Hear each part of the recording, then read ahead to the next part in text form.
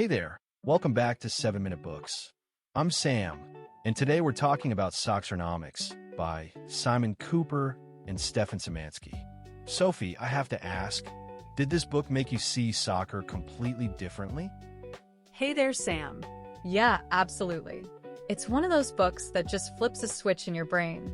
The whole premise is that the conventional wisdom about football is almost always wrong, and they use data to prove it. I mean, they start by arguing that a nation's success on the pitch isn't about its soul or some romantic idea of style. It's mostly about money and population size. Right, that was the first thing that hit me.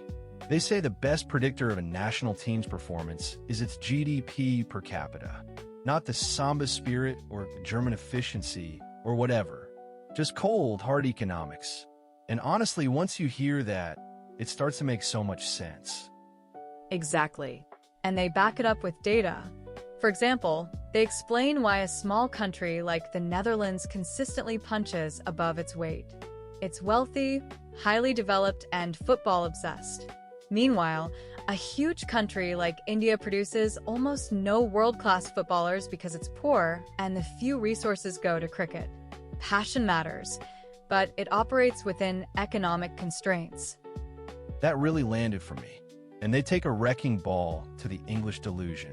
You know, the idea that England is a great footballing nation that's been unlucky. They show that England's performance is almost exactly what the economic model predicts, a solid contender, rarely winning. The memory of 1966 is stuck in people's heads, but since then, they've been about as good as their resources allow.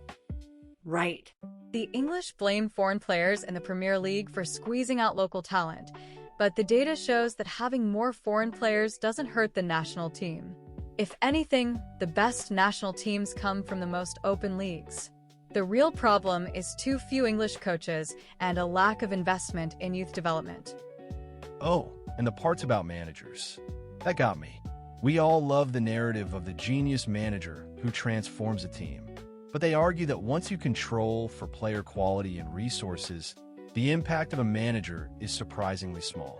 A great manager can add a few percentage points, but he can't turn a mid-table team into champions. Yeah, the cult of the manager is another narrative that obscures deeper structural factors.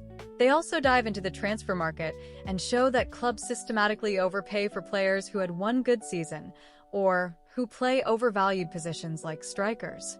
The most undervalued position? The holding midfielder. Not glamorous, but crucial. And they use wage spending as a better predictor of team performance than transfer fees. That makes sense because wages reflect ongoing value, while transfer fees are often just hype and desperation. I also loved their analysis of hosting major tournaments. The economic benefits are way overstated, and the costs are enormous. Totally. Hosting a World Cup is usually a financial disaster for the host country. The main benefit is psychological, the joy and pride of putting on a great show. But you should go in with your eyes open. And then they have this model that predicts a country's footballing success based on population, income, climate, and historical experience with the sport. It fits remarkably well. Yeah, countries like Brazil, Germany, Italy, and Argentina are where they should be. The real surprises are the overperformers like the Netherlands, Portugal, and Uruguay. They attribute that to deep football culture, excellent coaching, and tactical innovation. And they predict that the traditional powers are in decline because the rest of the world is catching up. Right.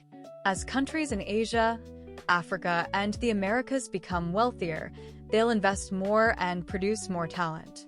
The US is poised to become a major force. Japan and South Korea are already there.